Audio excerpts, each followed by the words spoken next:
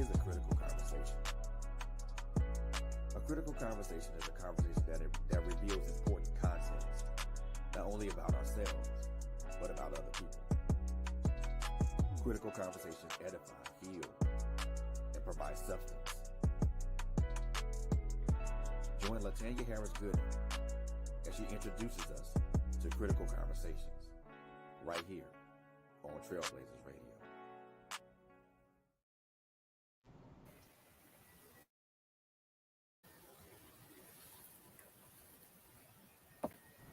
Hello, everybody. This is LHG. I am just coming to let you know that I am an independent paparazzi jewelry consultant. You didn't know that, did you? Well, now you know. So I would love to be your personal jewelry lady. Paparazzi is an amazing company. We sell nickel and lead-free jewelry. We are known for our $5 bling, but you just need to know there is an exclusive Z collection that's $25. It's a bling of all bling when you're really going out on the town and you want to show up absolutely fabulous. So we have items for women, for men, and for young fashionistas out there. We don't discriminate. If you need it, I'm sure we got it. You have the opportunity to follow my page on Facebook called Polished on Purpose, a VIP group.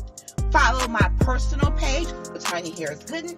And I have my own website that is at your disposal 24/7. So many ways to shop. So let me be the one that makes sure you are accessorized the way you should be. Because I want you to be polished on purpose. My mentor always tells me, when you show up, people are checking you out. They're watching you. So why not be polished? Be poised. Be purposeful. Glam it up with pop, honey. I got what you need. Well. Good evening, everyone. Thank you for joining Critical Conversations with yours truly, Latanya Harris Gooden, and they call me LHG. I am so excited that you decided to stop by and catch the show. I ask that you make sure you are subscribed to Trailblazers Radio on YouTube. I ask that you go on Facebook and like the Critical Conversations page and the Trailblazers Radio page so that you are getting notifications and you're in the know when there's amazing shows popping up on the Trailblazers Radio Network. Woo! As you saw in the commercial, I am a paparazzi consultant. This being the gift giving season, you are free to shop on my website. If there's something that you want in stock, I'm in the Michigan area. For those of you who are as well, if you need anything in particular, you need to be watching my page, my personal page, as well as the Polish on Purpose VIP page. Request to join that one. I always post pictures. I always post what I have or what's coming. You get sneak peeks. So stay in the know when it comes to paparazzi and Polished on Purpose, my business. So I have a lot going on. Let's do a few announcements. So I am doing my first virtual vendor show. Ladies and gentlemen, drum roll. On December 26th, which is a Monday, I am doing a virtual vendor show. Critical Conversations presents the first of many virtual vendor shows. It's going to air from 5 to 8 p.m. I am having vendors from all over to come on, and they are purchasing 15-minute slots for $10. That means you get 15 whole minutes. It's a nice chunk of time to be able to talk about your business, show us your product if you have some, just to give us an idea of the inspiration behind your product or service. I want to create an opportunity for us to support local businesses, and not just around the holiday, but any day. This just happens to be holiday time, but I just want to open up that dialogue and the opportunity for us to see what is out there while we're shopping at the mainstream malls and spending all this money. There could literally be a local small business that has exactly what you need for an affordable price, and you can support someone that's trying to grow a business and give back, which is excellent, right? So that will be Monday, December 26th, 5 to 8 p.m. Eastern Standard Time. Slots are filling up fast. If you want in on it, you need to email me, message me, DM me. You know, I don't know what y'all young folks call some of this stuff, child. I'm learning. Honey, I am learning. But get in contact with me because I want to make sure that we get a good variety of vendors. If you want to DM me on Facebook, my personal page is Latanya Harris Gooden. The Critical Conversations has a page. So just message me and let me know you want in. Reach out to me. The slots again are $10 for a 15-minute block of time. And I've been on a virtual vendor show before, and that's a nice amount of time to introduce your business, tell a little bit about you as the CEO, and show some of the product. You may literally get sales in the comments on the live show, and you may get inboxes and emails of people who want to order. We just want to give you the opportunity. I'm telling you. So keep that in mind since we're doing church announcements here. Secondly, I am also very excited to announce that I am doing two raffles, two different raffles. I'm going to give more information about that soon because I'll be announcing the winners on the vendor show. But you're going to see a flyer that I will circulate on our social media platforms that talks about how you can get raffle tickets for two different raffles. I'm doing two baskets. They're going to have some amazing items in there. And I will announce ticket prices, how you can purchase.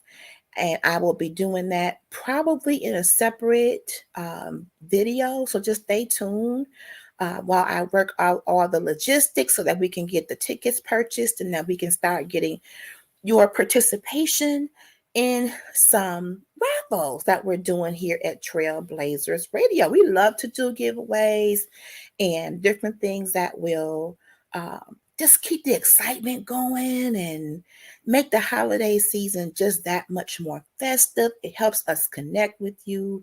And I got some really good stuff that I want to package up and get to you in this raffle. So I will be announcing the specifics very soon.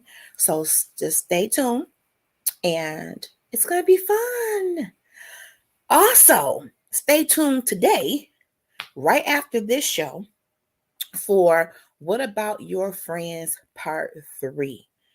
This show started, if I'm not mistaken, with my sisters Quint and Coco.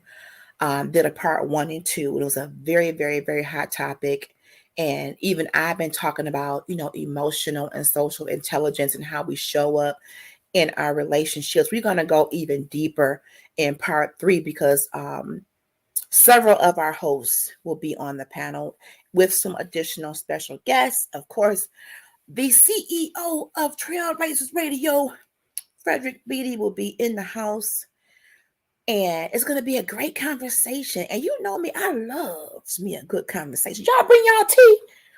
I got my tea. Y'all don't come on this show thirsty and or ashy. Take you a sip.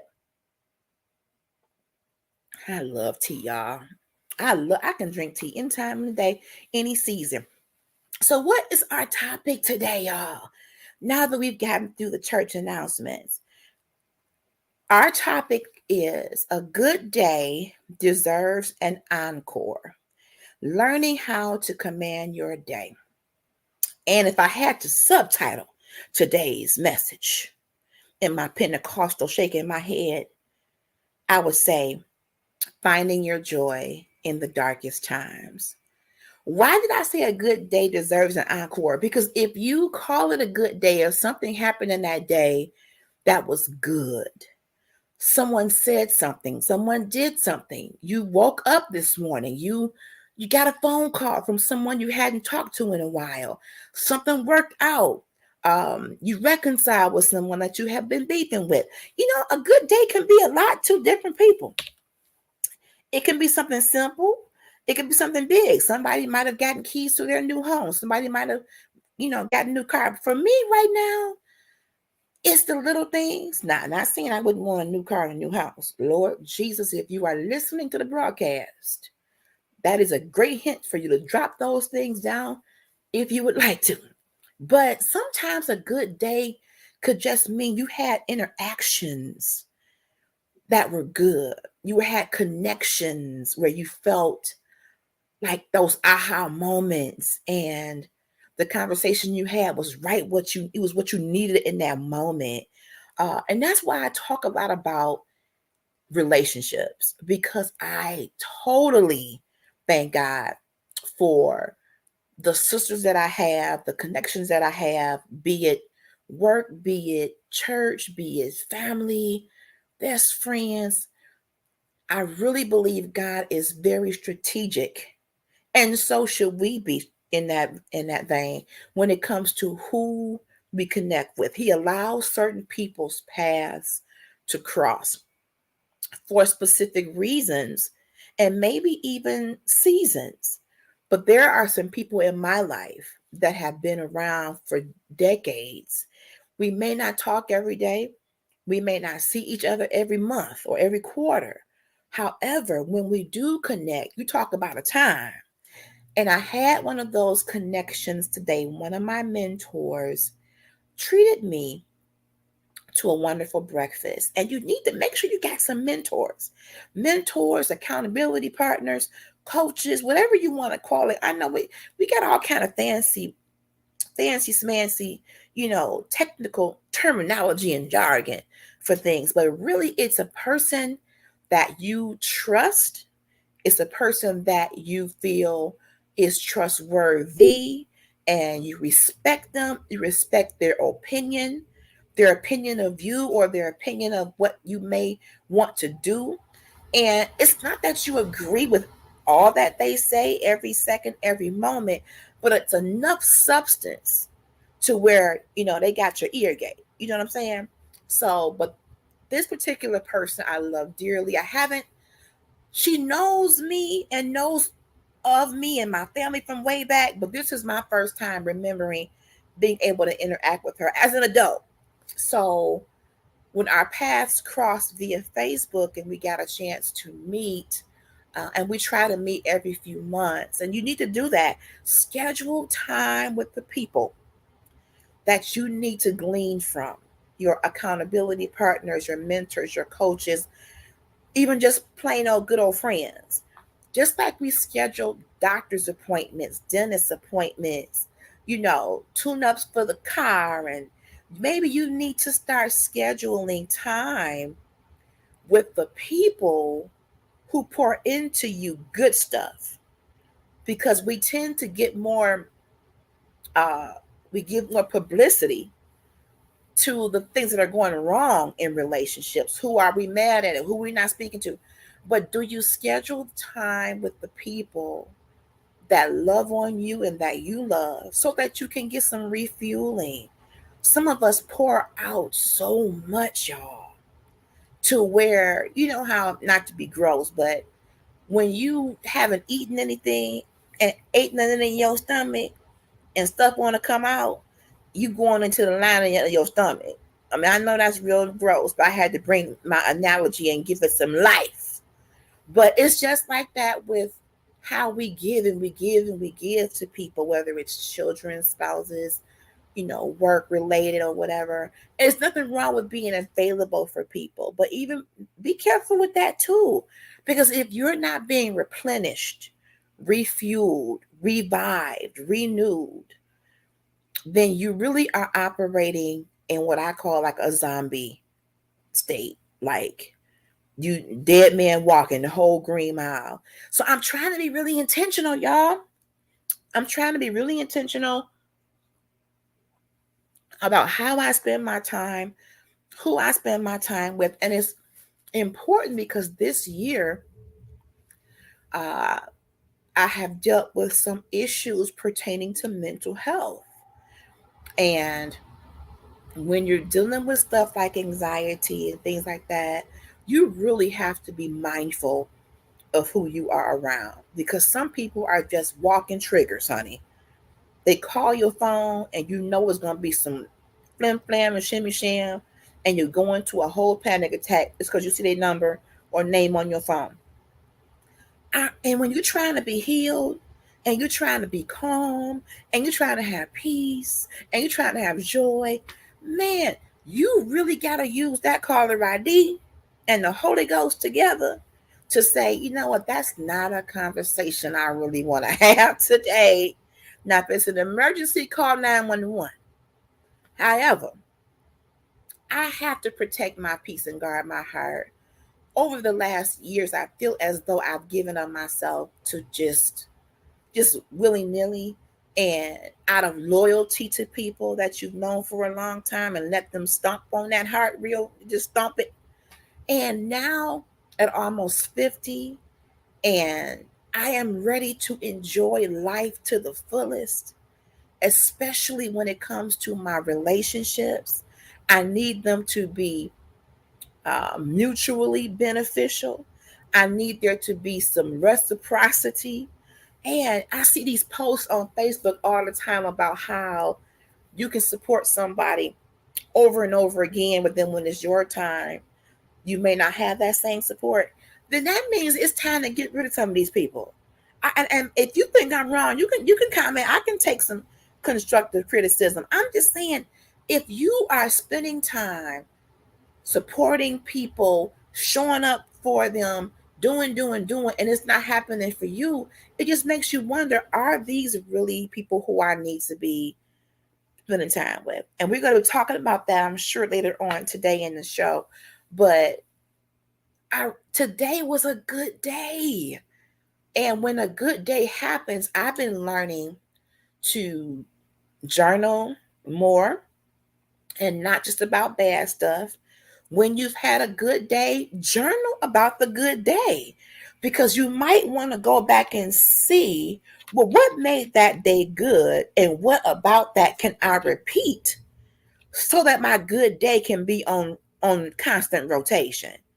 Because there's a song by Kiara Shear where she was calling herself Kiki then, and it says something like, everybody wants to let go, but somebody got to hold on. There has been some times I really thought like I was going to let go. And I look to my left, and I'm like, I'm gonna lean on this person, and then they falling out too. And you look to your right, and you gonna lean over here, and they passing out. Somebody gotta hold on. We can't all fall out in the floor and kick our feet up in the air. Somebody has got to stand up and say, listen here, the devil is a lie.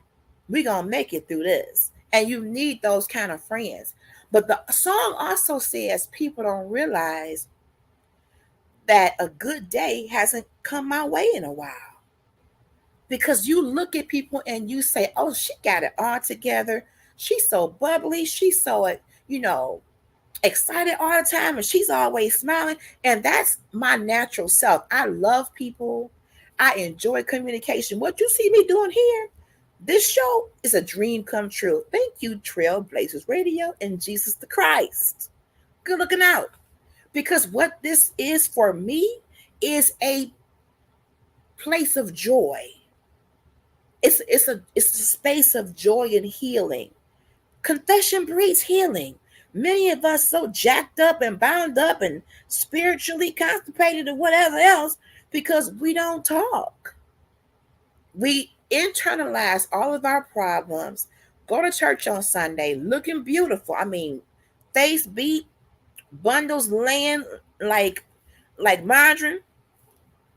We pretend as though everything is fine. We hopping and skipping and jumping and praising God. But as soon as they get in the car and get to driving home, they're contemplating turning that car in front of a truck. Where they do that at? So that means we are putting on an act in many cases. We are putting on a front for people to believe we got it all together, and we really aren't honest about our current condition. In case y'all ain't noticed, we ain't in heaven yet. We are fully engaged in a whole human experience. If you didn't know this, we are not at the gate. I say that on every show. We ain't at the gate yet, the pearly gate. So I feel as though as church people, we really spend a lot of time in the pretend mode. And it's dishonest. I'm not saying you gotta roll up in the church crying and boo-hooing and like Smurfette. But where do we go where we can feel safe in talking about what's really happening with us in a safe, judgment-free place? Where is that place? For me, I have friends for that place. I have therapy for that place. I have prayer for that place. But for some of us, we internalize all that and it stews all week long. And the way the enemy works, he will have you have an instant replay of bad situations, like a movie that's playing over and over. And you'll be seeing, the worst times in your mind and over and over. And that is what builds depression. It's literally a constant replay of the bad stuff happening or the bad stuff you think could happen. That's anxiety. Anxiety makes you think stuff is going to happen that ain't even real. You anticipating failure. You're anticipating, bankruptcy. You're anticipating something not working out. That's what anxiety is. It's fear. And I talked to my mentor about that, and she could relate to what I've been going through in my mind. And when I look back over my life, if I may be ever so honest, and I am on this here critical conversations, I've had anxiety for a while and just didn't know what to call it. That feeling, that pull that comes in your chest when you get certain emails or certain people approach you wrong. I've had that for a while, but I've never really addressed it until now. 2022, this year has literally turned my entire life and world upside down. What a difference a year makes. And if I sit and think about it too long, I will get depressed.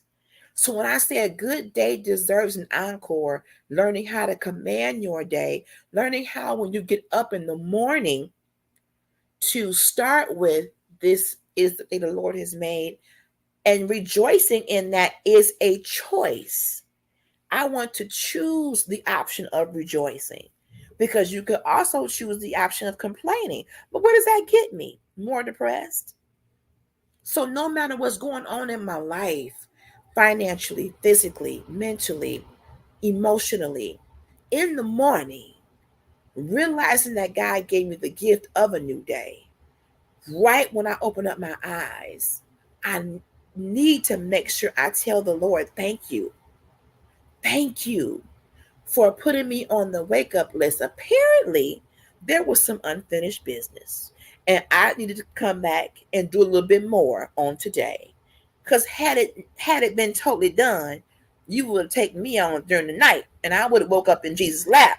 You see? But because I woke up this morning, clearly there must be some purpose, some plan, something that LHG needs to do, someone that LHG needs to connect with, someone that LHG needs to impact. Ooh, impact, honey. Well, how am I going to impact somebody and I'm going through hell? Well, I think the Lord can use us in any stage of our lives. Don't disqualify yourself from being used because of circumstances. Maybe either you going into a storm and just came out of one. Live a little longer, breathe a little deeper. So don't count your own self out from having a meaningful, purposeful life simply based upon some circumstances, issues, trials, and tribulations. Because I got all of that. However, God still sees fit in the midst of all that I have been dealing with these last several months. God still sees fit to put me in places, put me in rooms, put me amongst people that I can encourage, that I can love on. That's one reason why I have the Shades of Chocolate Sister Network on Facebook. a group of almost 500 women. They're not all active. Y'all know how groups can be, but it's a bunch of people in the member list. But for the core group of 5 or 6 that watch the page and engage in the prayer, that brings me so much joy. We really got to find what brings us joy and put that in constant rotation.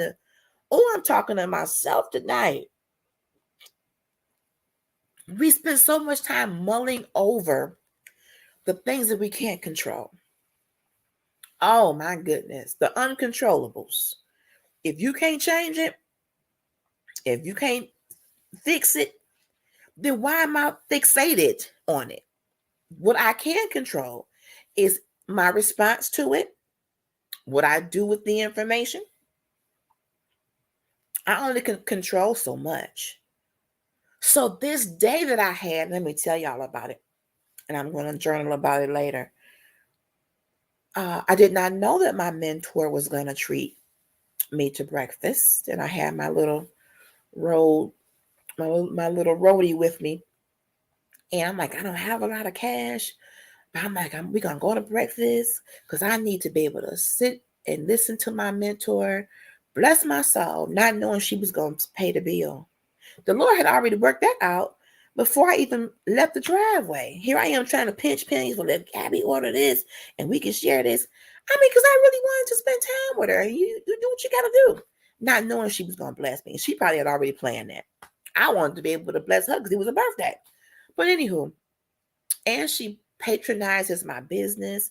And while we sitting there at the table, the ladies next to us, beautiful church mothers next to us, got a chance to look at my jewelry. I dropped some cards, and we sat there and ate and had little interactions here and there, and we got ready to go.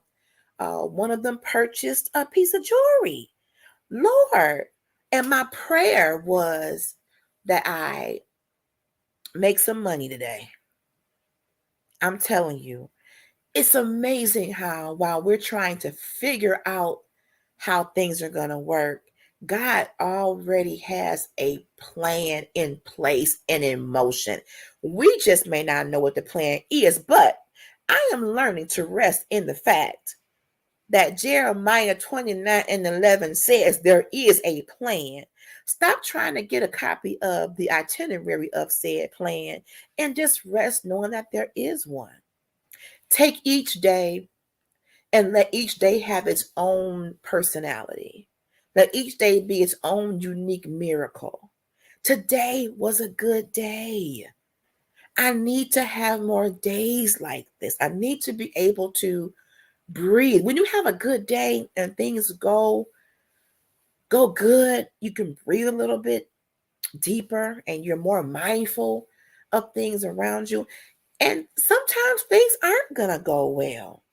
And you still need to command your day, even in the midst of those trials and tribulations. Well, how do you do that? I'm going to talk about that. Let me bring up this article, y'all. How do we find our joy? I'm looking for information all the time. Y'all know me. How do we find our joy and keep it in difficult times, right? So, lifehack.org, it's a real website, y'all, has an article about just that, how to find joy in life during difficult times. Let's just break it down together.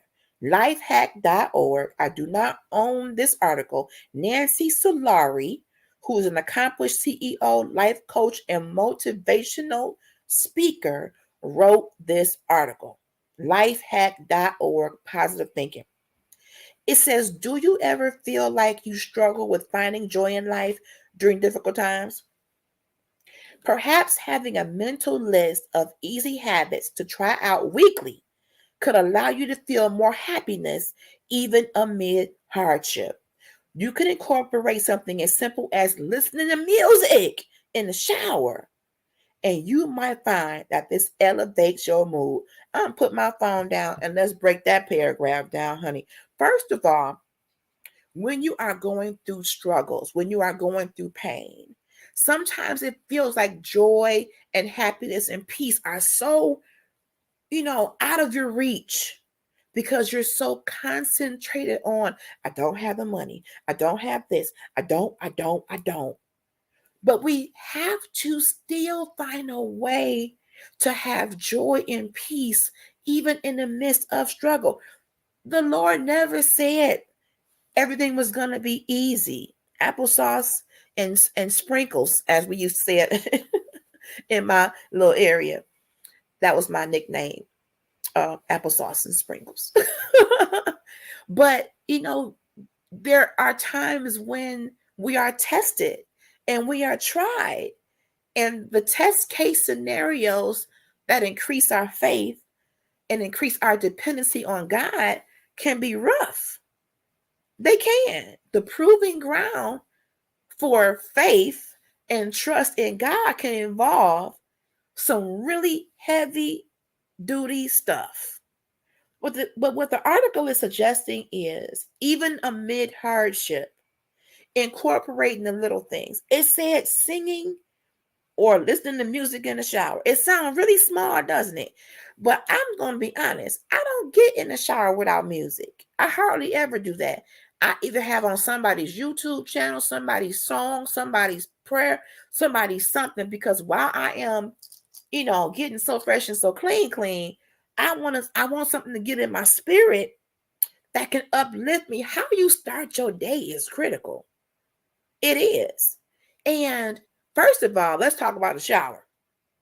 I hope and pray we all are indulging in that activity, shower or bath, whatever.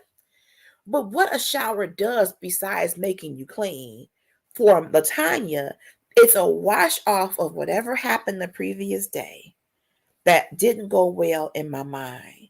It's literally a cleansing, a restart, a clean slate, so that the rest of this new day has an opportunity to yield a different result. I know I'm dramatic, but just for me, the whole shower experience is a wash off of whatever I didn't. Ooh. Yes, so it's about being clean, but it's also to me about letting stuff go. So I take 2 or 3 showers in a day sometimes. If I've been through something that had me really frustrated, it's nothing for me to do a 3:00 p.m. shower to not only get clean, but to start over. For me, showers represent newness, freshness. That's just how I look at it. So the article is saying just a simple listening to music in the shower could elevate your mood. Many of us need some meat tenderizer on our mood because we're in a bad mood all the time.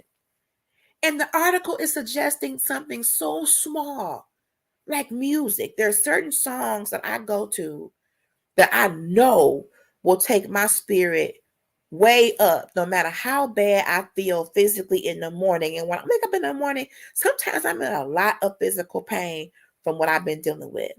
But when I get in that shower and that music is playing, it's certain songs that it don't matter how many aches and pains I'm having. It's about to be a total praise party, baby. Commanding your day. Being intentional about what songs you play in the shower. Are you going to listen to a prayer? Or are you going to put on love and hip hop and hear them smacking each other and cussing and fussing? I don't want my day to start like that. Maybe that works for you. But I have to be intentional about what passes my ear gate and my eye gate, especially first thing in the morning and the last thing at night. So let's keep going in this article. Again, it's lifehack.org, How to Find Joy in Life During Difficult Times by Nancy Solari. Do you wonder how much closer you would be to achieving your goals if you had more joy? My God, today. These positive feelings could stem from when you come home and see your pet running to greet you. Oh, my little puppy. Or it could be the sensation of waking up and knowing you have 0 responsibilities for the day.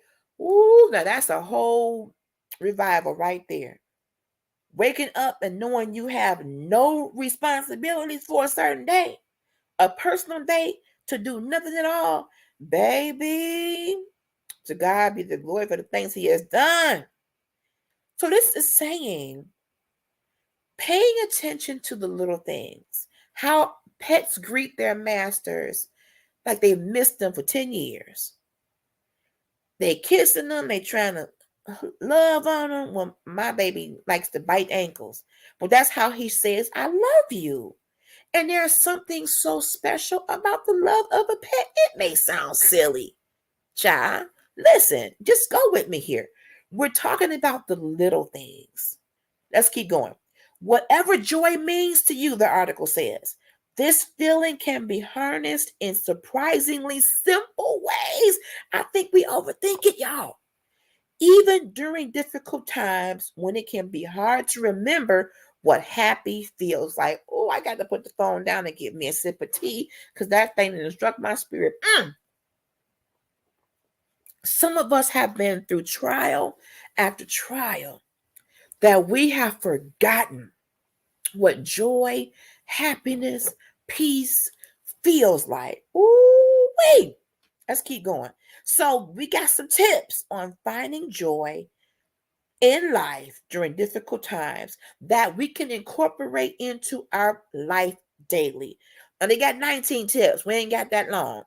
But I'm going to go through a few of them with my own little sprinkles of commentary.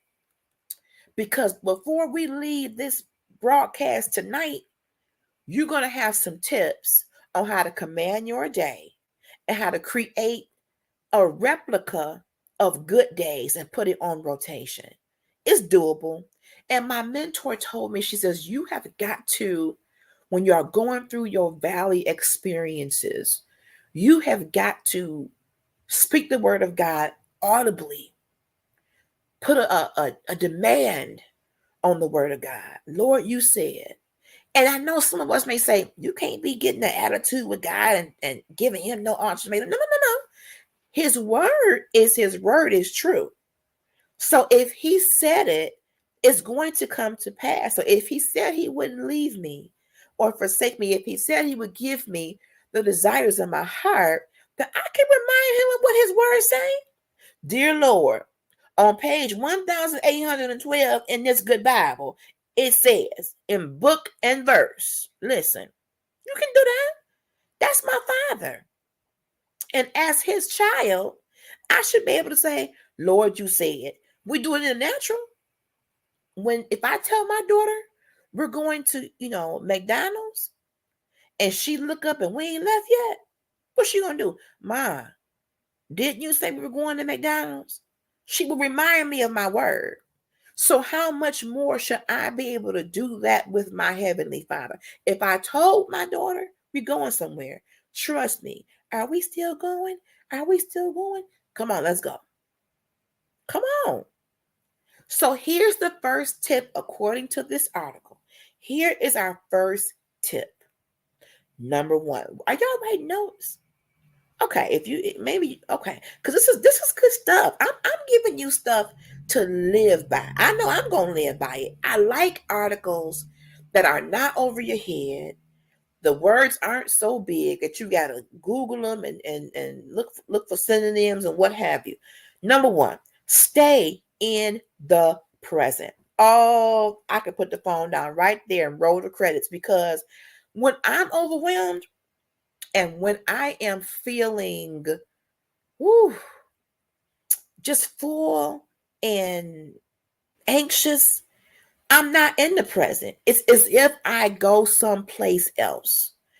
Stay in the present, it says. Here we go. When we're overwhelmed or feeling sadness and loss, the secret to finding joy is in taking life one day at a time. How many times have I gotten anxious over something that's supposed to happen a week from today, a month from today? This article is suggesting, hold on, wait a minute, slow down, low down. Can we take it one day at a time? I don't know who came up with multitasking, but shame on you. You should be whipped. Me at 40 and 7, don't put too much on my plate at one time. Let me break that thing down in palatable pieces so I don't lose my mind. Okay? Let's go back. Difficult periods can seem more manageable when we don't overwhelm ourselves by worry about the future and all of the unknowns. Ooh, you talking to me, article. Dear article, get out my life.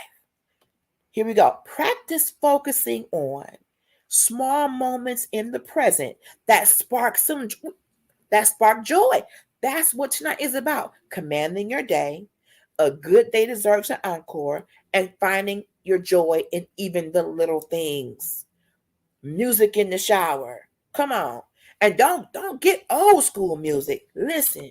Don't play some X Clan. Don't play some Diggable Planets. Cool like that. Cool like that. I'm cool like that. It's something about old school music or old school anything. The nostalgia and going back to a period and place in time where life was just so much simpler. I was talking to my nephew about pagers. I mean, we used to have beepers back in the day. $8 a month for a beeper. Can't call near a body who's paging you, but just the thought of having a beeper that was a thing. 7 Mile was full of beeper places and beauty supply shops. We ain't had no cell phone back then, but we just had fun. Everybody had a beeper. You was doing something if you had a pager. Don't ask why. Don't ask why. So when you listen to old school music, the oldies but goodies, and old school is not the same for you as it is for me. We may have been brought up and born in a different era.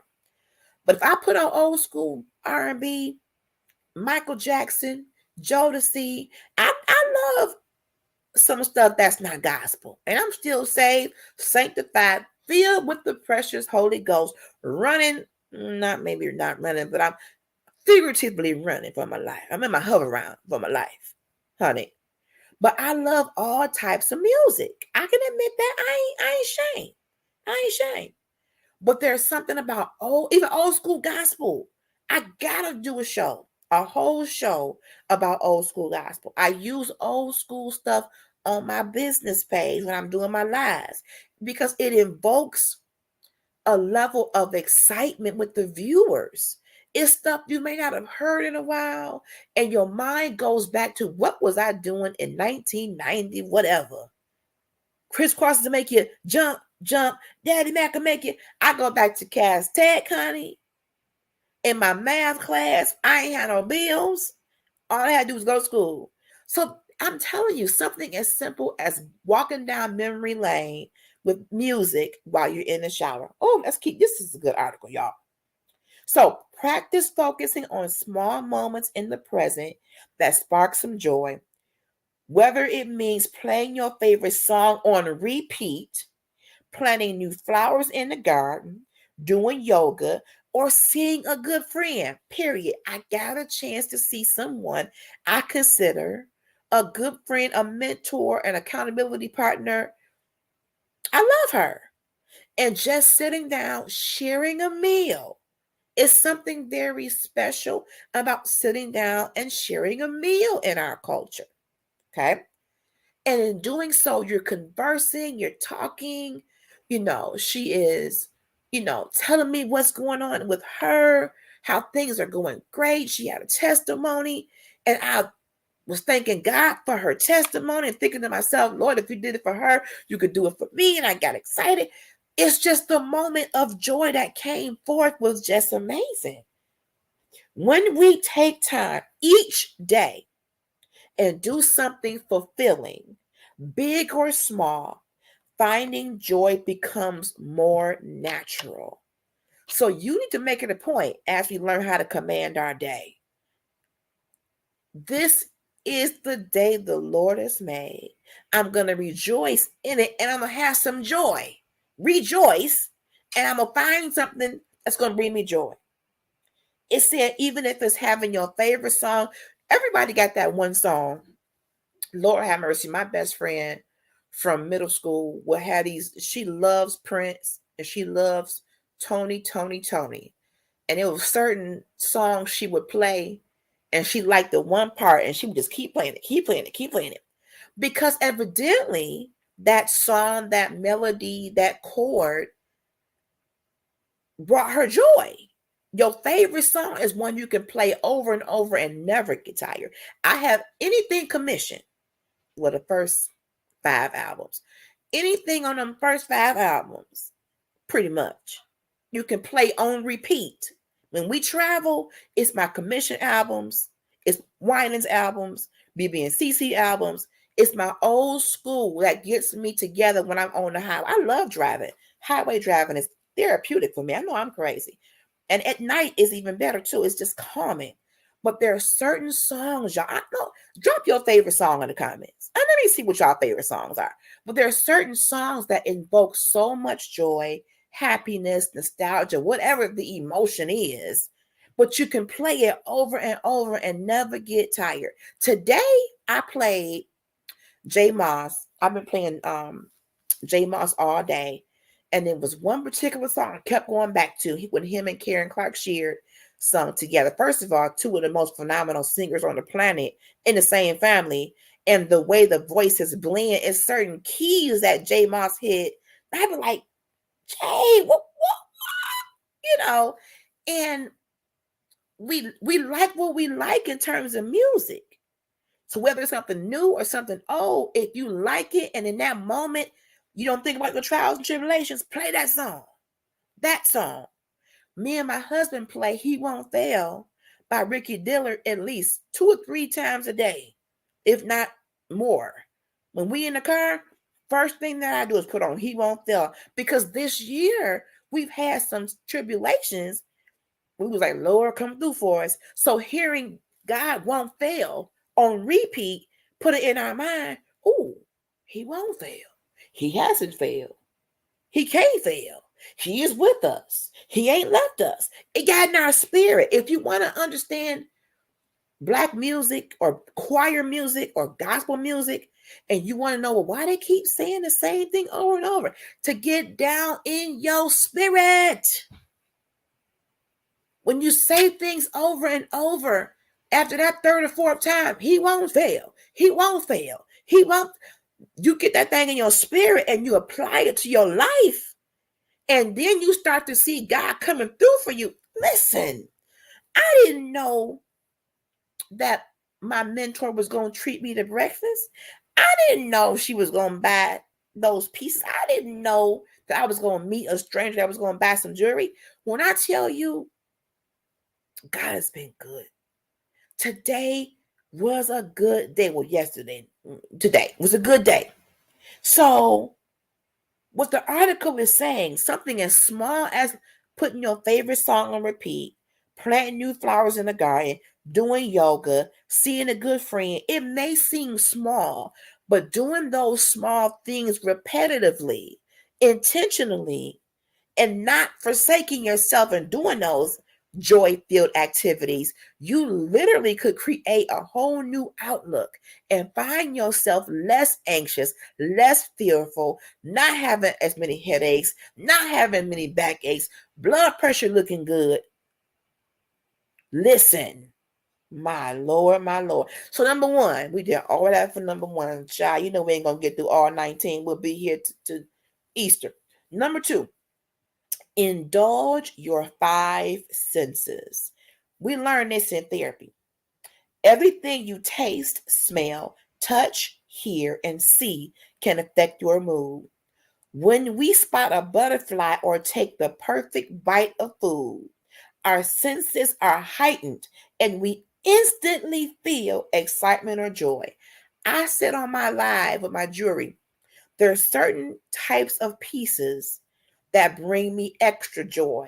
Now, I love making money when y'all buy them all. But when I see something that's a butterfly, a heart, a flower, there is something that ignites joy in me when I see those kinds of pieces of jewelry.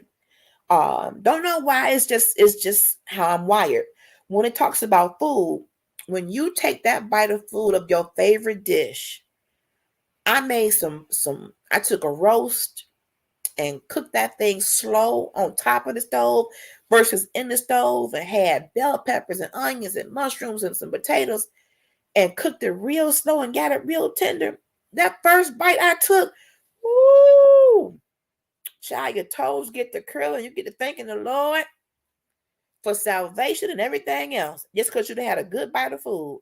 But there's a a moment of joy. It tastes good. Your sensory, your palate has been quenched. Something is heightened, and it's a good emotion. Let's keep going. It says, so satisfy your sweet tooth with that piece of cake. Ooh, why y'all got to talk about cake? The devil is busy. I love me some pound cake. Light a fresh candle. Oh, the article is on point.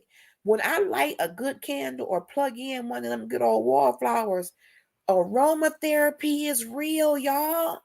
We're talking about the little things.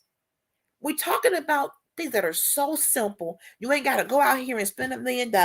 You can go and get you some good candles, good smells. Oh, man. It says pet your furry friends. Go get your. When I pick up my baby, my little puppy has been such a joy. And I have been in the middle of an anxiety attack in the past. And I will go pick him up and lay him on my chest. It's as if he probably can feel my heart beating fast. And when he just lays into me, once he gets through squirming, trying to get down, there is something so therapeutic about his attention, his love, his touch. He's your pet. Oh my God. Listen to songs that boost your spirits or watch the sunset, the article says. Anything that you can do that awakens your senses can give you feelings of, talking about joy. Anything you can do that awakens your senses can give you feelings of joy. We're talking about positive emotions. We've dealt with emotional intelligence, social intelligence, dealing with trauma. Now we're talking about how do we obtain and maintain our joy and command our day to ensure there's joy infused in it. Such practical ways of doing things.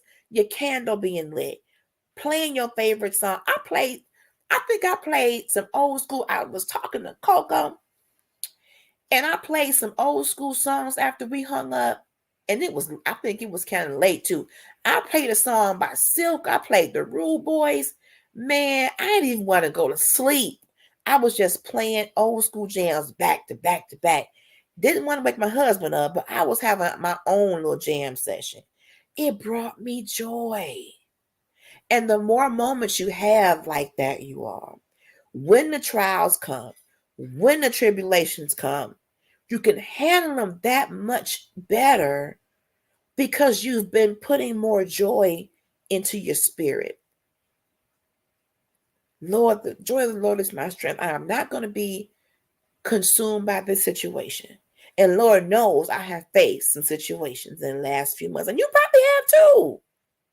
But even in the midst of that, find and keep your joy. Number 3, this is good.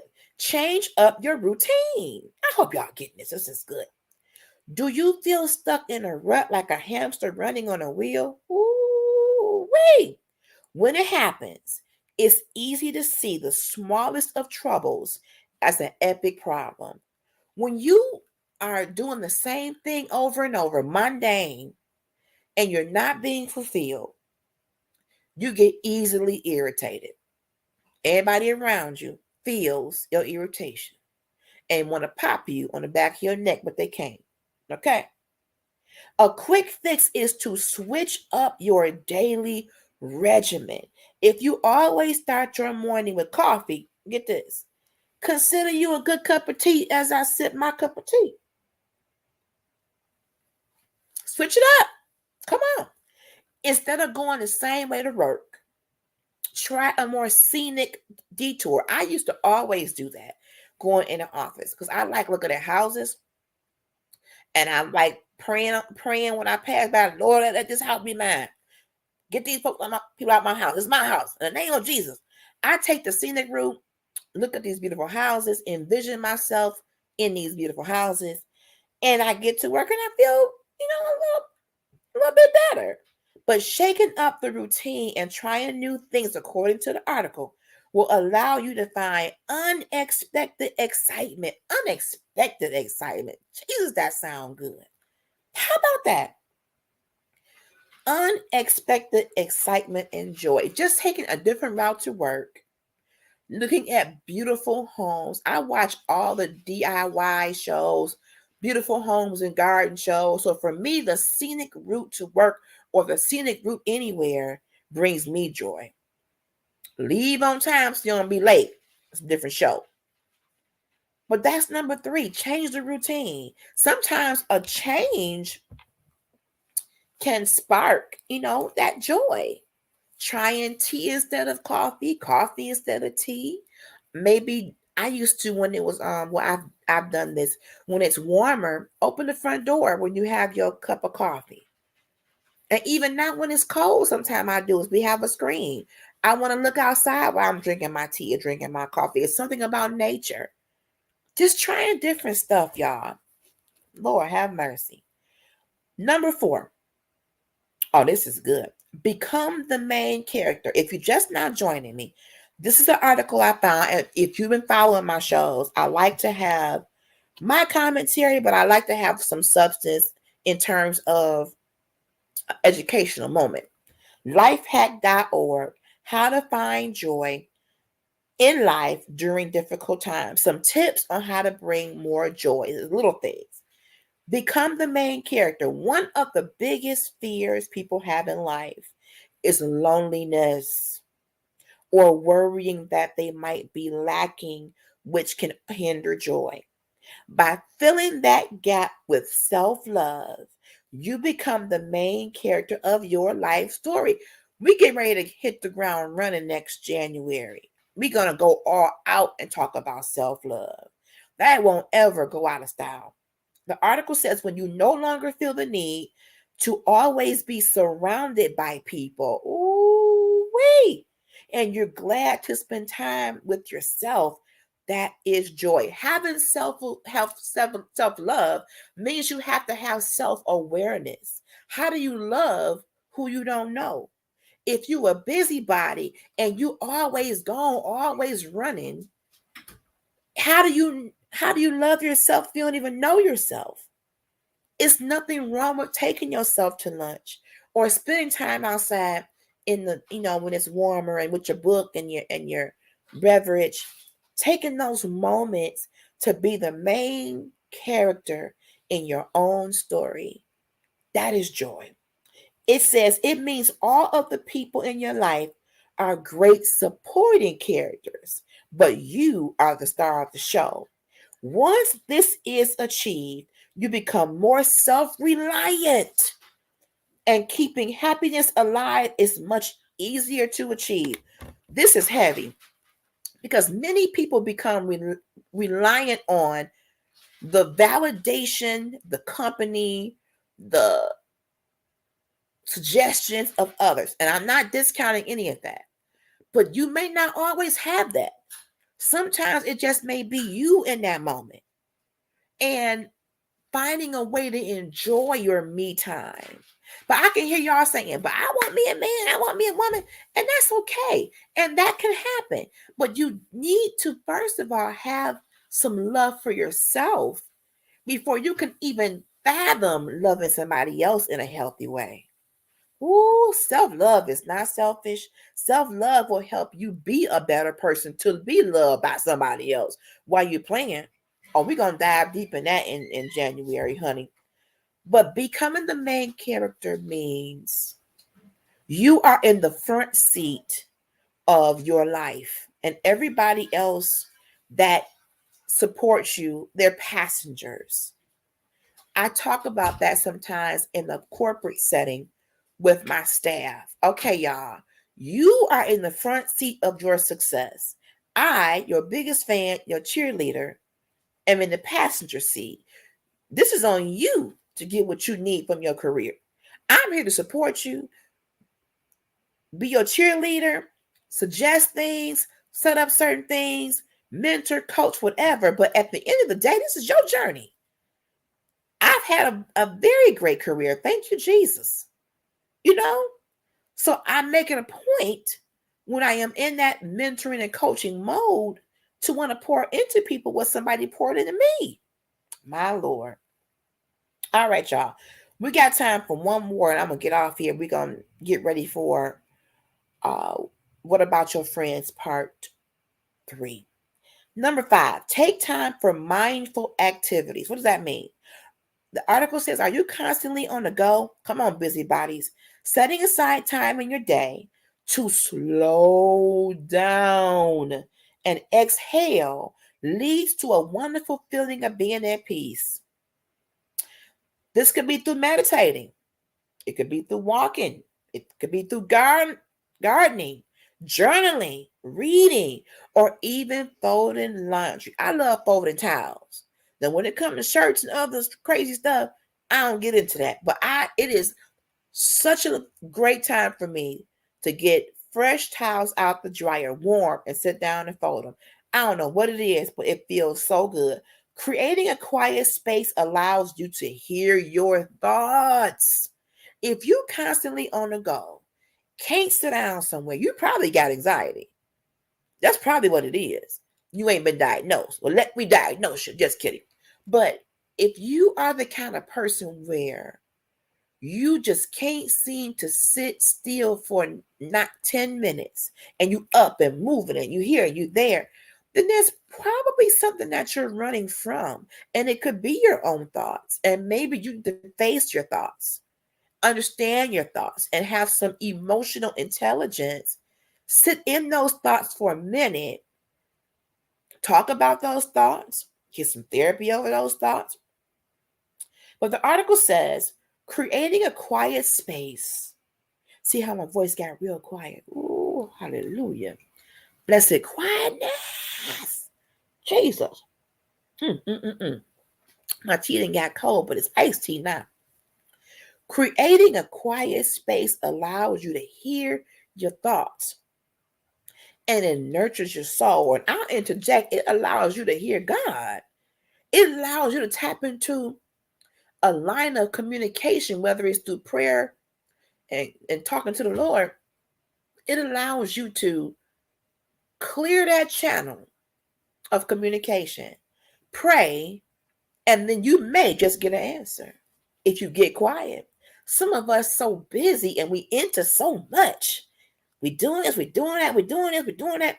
Ain't got nothing to show for it, but we just got to be doing. You probably need to sit down with a therapist. One thing COVID-19 did for me, I was on my way to crashing and burning. Things shutting down, things slowing down for me made me stop and sit myself down and get to know myself. Because I was that busybody. Gotta go here, gotta support this person, gotta do this, gotta do that. I ain't saying I wish COVID-19 on nobody. I'm just saying, with things being shut down for basically the world, it made it difficult sometimes to be a busybody, which made families spend more time together, which made us, talk more, which made us, rest our bodies and minds a little bit more. Just saying. So what this article is suggesting, by practicing mindfulness, you can let go of stress and replace it with joy and calm. What is mindfulness? It's a hot word in therapy. It is being mindful, taking a slow down period and being mindful of, the trees are changing colors. The leaves are falling. I hear that bird singing. The sun is shining. It's plenty of light. Being mindful of everything around you, sounds, the shapes, voices. Because when stress hits you, you're more worried about the stressor, and you're not mindful of the beauty of nature around you. That's why I like to go to the park. If I don't do nothing but sit up there and put my eyelashes on and watch the cars go by, it brings me joy. Weird as it may sound, it brings me joy. And look what I found, y'all. I went to the Dollar Tree and they have these cute little journals. One says the Mindfulness Journal. It was in the section of when you go up to the counter and they have little stuff around the counter. Journaling, mindfulness, and creating your best self. So what it does, it has a page for every day, and it has these prompting questions like, what kind of thoughts did you start your day with? And writing that down brings some attention to what's on your mind, which could help you release some tension by writing it out. Each day has a prompting question. Think about your daily life. What actions do you repeat the most? So, this is like therapy in a little $1 book. I like stuff like this. And the other one I found, Write Your Own Story, a guided journal to find your own voice. Dollar Tree. Dollar Tree, y'all. I love stuff like this. And if you've ever experienced a group therapy session, you talk a lot about mindfulness. Because when you sit and stew in your trauma or in your stress or in whatever it is that gets you out of sorts, when you sit and stew in it, you literally send these brain waves to your brain, and you start getting sick. You start feeling headaches. I'm telling you, the mind and body are connected in such a powerful way. Such a powerful way. So that was number 5. I'm going to keep going. This article was really good. Number 6 says, give yourself a makeover. Girls, sisters, how about that? It says sometimes simply dressing up or putting on makeup can change your outlook and help you feel refreshed. Think about it. Whenever your hair is curled or freshly cut, don't your spirits feel lifted? Baby, whenever you get your hair done and you put them little eyelashes on and you get you a nice little matte lipstick and you get you some of this good old jewelry that I sell. I love putting on my jewelry in the morning. And you get that little, cute little pair of pants and top, and you just try to be cute. There is something that does give you a boost of energy when you know you're looking good. That's what it's saying. Even getting your nails done, getting your feet done, making yourself glamorous and ready for the day. When you pay attention to grooming, the article says, you look your finest, you feel your best, and that's a fast track to experiencing joy. So for those of you all who work at home and you got your cameras off on the Zoom and the Teams meeting, get up and get in the shower. Fix your hair, brush your teeth. I don't care if it ain't nothing but you and the dog in the house. That dog don't want to smell your breath. Get up and put on a fresh pair of pajamas anyway. Do something fresh. Sitting up in there just right for no reason. Goodness, devil is a liar. The article is saying something as simple as a makeover. Get up, put on a little makeup, put on something fresh, get a new hairdo, change your hairdo. Sometimes getting a different hair color makes me feel good. Me and my daughter love getting our nails done. I love getting pedicures. So whatever it is, yes, those things cost money. If you don't have it, go to the beauty supply store and do it yourself. I put on my eyelashes every couple days.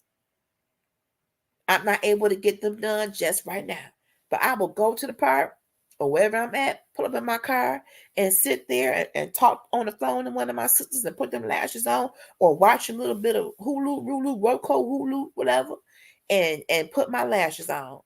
It's just the little things. I love my lashes. Y'all know that. When I don't have my eyelashes on, I don't have no joy. My spirit be quenched. Just my spirit is just I can't just quench my spirit. But something as simple as paying attention to your grooming. Speaking of that, if you all have ever been in therapy, and some people, when you're dealing with depression, the first thing to go is your personal hygiene. Because you haven't even found a reason to get up out of the bed. So you ain't brushed your teeth, you ain't washed your tail, you didn't have the same old t-shirt on. It's like a piece of bacon, it's crispy, and that thing gonna fall off and child, smithereens. So when you start feeling better, yes, I got up and got a shower. And the first time I heard somebody say, I took a shower today, Patty was like, okay.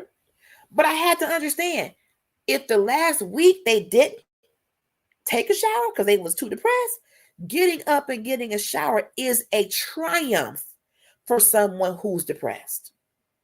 Getting their hair cut is a triumph for someone who let their hair just grow out and go because they didn't care. It may seem simple and meaningless to you, but you just don't know the little things that people have to fight to do to be human again. Ooh, wait. Putting on some good little lipstick sometimes when I ain't even going nowhere, putting on my bling heart ear. I love my hearts, my heart earrings and my heart necklace. Y'all better shop with me. Shameless plug. But putting on my jewelry, I put my outfits on based upon what jewelry I want to wear. I love jewelry. So I'm in the business because I absolutely love jewelry. Number 7, we're doing tips on how to find and keep your joy. We still to learning how to really command your life. A good day deserves an encore. I had a good day today. So I wanted to come on and talk about a good day. And speaking of that, after I had breakfast with my mentor,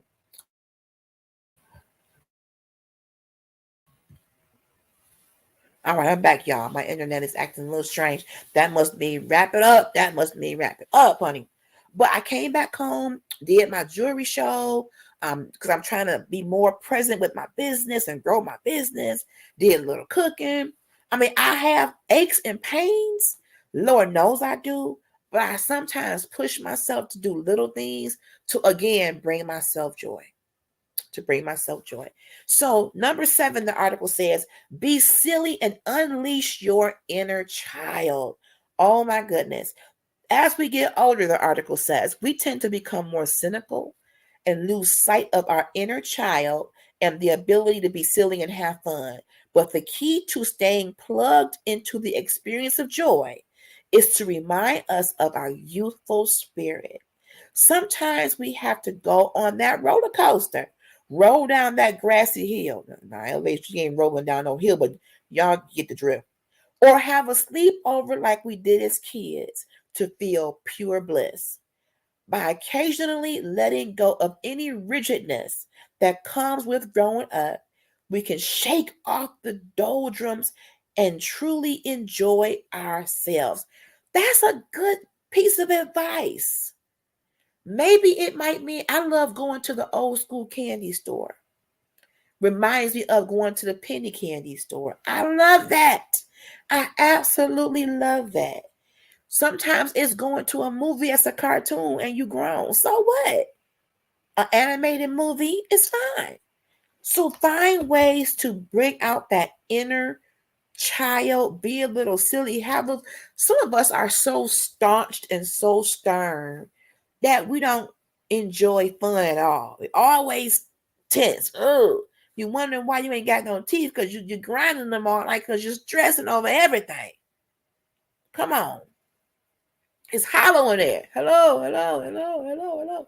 Listen, unleash that inner child. I want to be a Toys R Us kid. I used to love those commercials with Jeffrey. Lord, what didn't happen to Jeffrey? Lord, they closed the stores. I got to sip. I used to love that giraffe. Lord have mercy. But like the article said, if you love roller coasters, get on there. When I get my circumference to go down, I'm going to get on there again because I used to love roller coasters. But right now, my circumference is not conducive to a roller coaster. But anyway, I digress. Number 8, we're going to go to 10 and we're going to stop. Treat yourself. The article says there is a reason retail therapy exists and it does not have to break the bank. Okay? Consider buying a new outfit. Take yourself to a fancy dinner or pick out something small that makes you smile. Give yourself the experiences you dream about having each day. When you are bogged down or going through a hard time, treating yourself feels rejuvenating, and helps you find joy in life. On my husband's birthday, I was not able to do nearly what I had originally planned. Each year I try to have whole things planned and dinner and weekends away or whatever. And this year we haven't been able to celebrate a lot of things for different reasons. But we did have a nice inexpensive breakfast. We saw or tried to see Wakanda Forever, which he fell asleep on. I kind of nodded out too. And we went to a free concert. It was a really good day. And as today's show, a good day deserves an encore. Learning how to command your day. So when we're able to do free stuff, you have to learn how to be creative when you don't have a lot of money at the moment. Now, in between blessings here. You need to know it doesn't take you breaking the bank, growing broke to enjoy yourself. And as a married couple, you really got to find ways to do that. You really do. So the concert was really good. It was a jazz concert. It was amazing. Absolutely phenomenal, from the set to the songs to the just being out. We had a ball. Was I able to do all I wanted to for his birthday? No. But main thing is we were together. We had a good time. He was dog tired from working. Bless his heart. But he had a good day. And when circumstances get better, and they will, and when the finances present themselves that I need to do what I want to do for him, and it will, come on, speaking it, then we'll be able to do something else then. But I wasn't going to let the day go by and not have something special for him. All right, number 9. We're going to get done with this, y'all. We're almost done. Number 9, experience the outdoors. And I'm going to say I'm not a naturey, outdoorsy person, but I'm learning to enjoy nature in increments. So the article says, nature is full of amazing sights and sounds that can put a smile on your face. Consider stepping outside for a moment to feel the sun on your skin, the grass beneath your feet, embarking on a camping trip, or going for a hike or a bike ride are great ways to immerse yourself in the outdoors. When you can experience the world's natural wonders, you open the door to discovering beauty and joy. Now, me, camping, probably not, unless it's inside of a good old hotel. I'm not the one that's going to be putting my big old body in nobody's tent, swatting no bugs, stomping on no ants, trying to sleep. That's just not me. Now, I do like being in the mountains of Tennessee in a good old log cabin looking out over all the trees and things. Now, I will do that. I will. But everybody has their tolerance level. What the article is saying, go outside. Find something outside amongst nature to enjoy.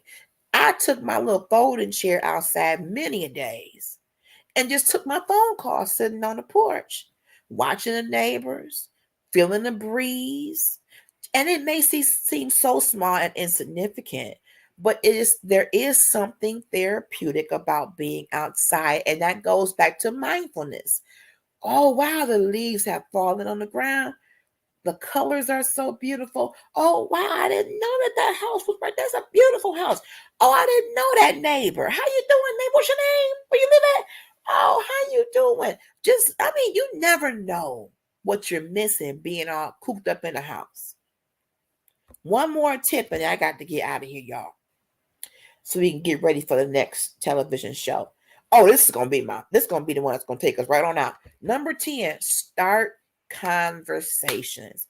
Oh, we didn't hit the nail on the head with this one. The article says, are you so busy with work, school, taking care of the kids, or any number of daily tasks that you rarely find time to engage in meaningful dialogue with other people?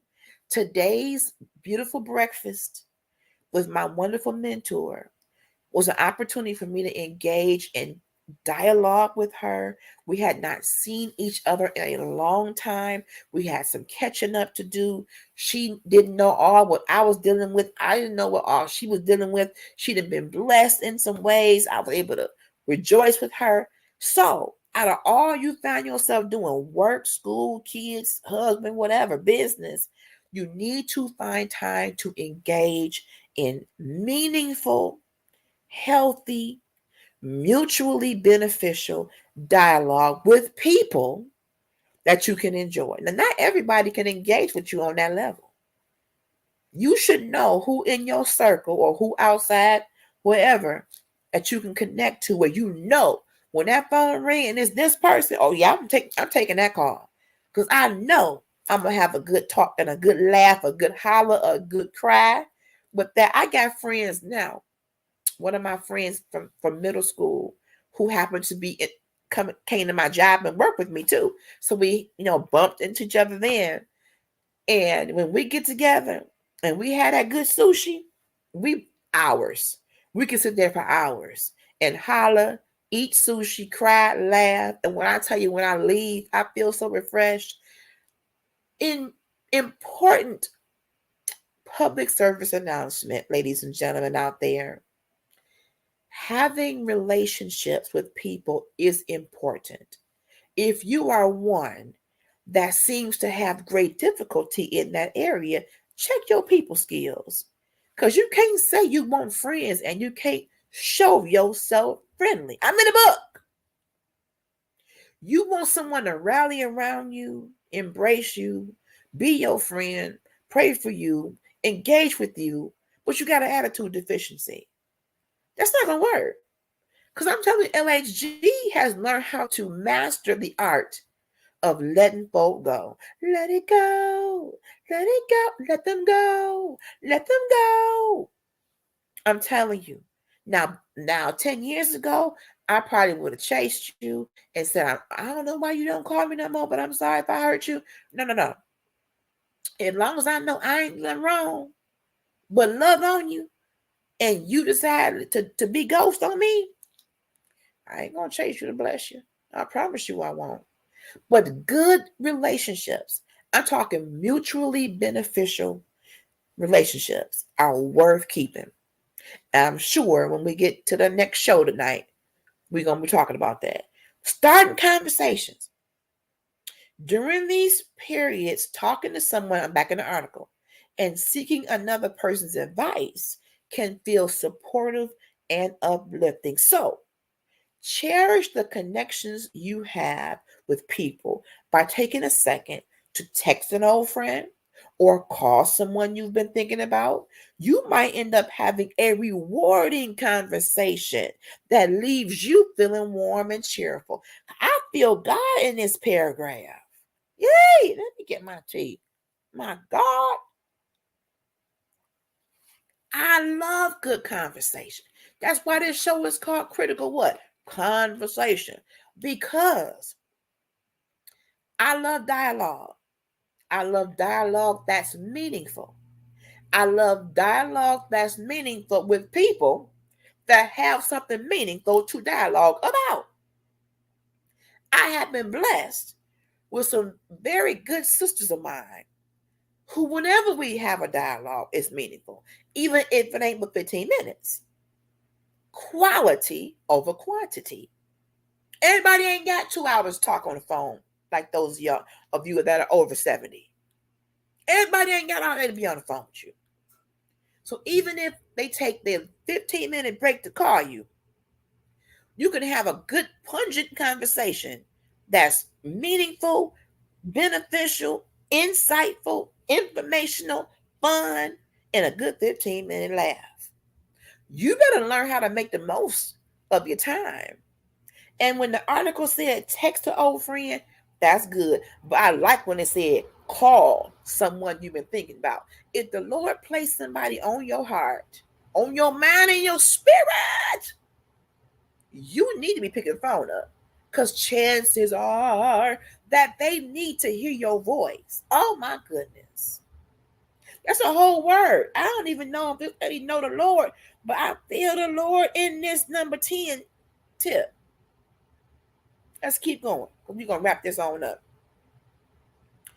It says you might end up having a rewarding conversation by you picking up the phone. Stop telling people you ain't calling me. Your phone work.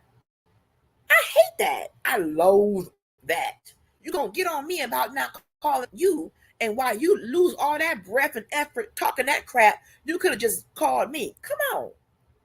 Ain't nobody got to cater to you. If you thought about me, call me. You worry about me not calling you. Get out of here with that flim flam and shimmy sham. Nobody got time for that. That's why we can't get along, folks, now. You're majoring over the minors. World? Who cares who called who? The point is you having a conversation. And you might end up having a rewarding dialogue if you pick up your phone. Come on. Take some responsibility in this thing here. And I have had people that I pick up the phone and call and take initiative, and they avoid the call for days on end, and then surface and say, you ain't calling me. You a lie, and I wish I could come through the phone and pimp smack your eyelash straight back to Jerusalem. Look at your phone. Look at your text messages. I have been calling you. Quit lying. Quit lying and saying don't nobody love you. Don't nobody want to see about you, but you ignoring the calls that's coming through. Look at my face. I'm so sick of people doing that. For attention, for sympathy, I don't know. Stop lying to the universe. Because you're going to mess around and don't have nobody for real. You picking and choosing what calls you want to take, screening your calls. If you don't want to be bothered with LHG, caring about you, calling you, texting you, let a girl know, and I will move on. Because I have issues with people who go ghost on me. My trauma and my experiences comes up. I'm triggered by the whole, I ain't heard from you in a month, but you my sister, or you my best friend, or whatever. I don't feel good about that. Now, maybe that's immature of me, because I know people go through challenges and issues, and they just may not feel up to talking. But if I see you posting on Facebook, or I see you doing other stuff, but you can't return my call, ooh, that don't feel good, people. We really need to understand the value of conversation. And I ain't saying it got to be a long one. If it's just, I'm okay, I can't talk long, girl, but I thank you for reaching out, and I will do my best. I get a phone call from someone who's been trying to reach out to me, and I love her dearly, but I know that the discussion is going to be a little triggering. So what I do is say, hey friend, thanks for reaching out. Love you too. We'll try to get with you soon, because I know that discussion is going to be so heavy, and I'm too emotionally fragile for it. I do got to still look out for LHG, but I do at least text or just say, I'm alive. I don't want them thinking I'm dead. I'm alive. I just can't call you right now. Because again, some people, whew, I have to shake my head. Some people, you got at least one friend, constituent, whatever you want to call them, that when that phone ring and you look down, you be like, oh, if I smoked, I would smoke a cigarette. I don't want to talk to them. We all had those people. But this article, let's do a recap. We're talking about finding our joy. The first 10 tips, and we're going to have to do a part 2. Stay in the present, indulge your 5 senses, change your routine, become the main character, take time for mindful activities, give yourself a makeover, be silly and unleash your inner child, treat yourself, go outside, have a conversation. This is a lifehack.org article by Nancy Solari, an accomplished CEO, life coach, and motivational speaker. If you want to find the article yourself, I'm going to get off here, y'all, and get ready for the next show. What About Your Friends, Part 3.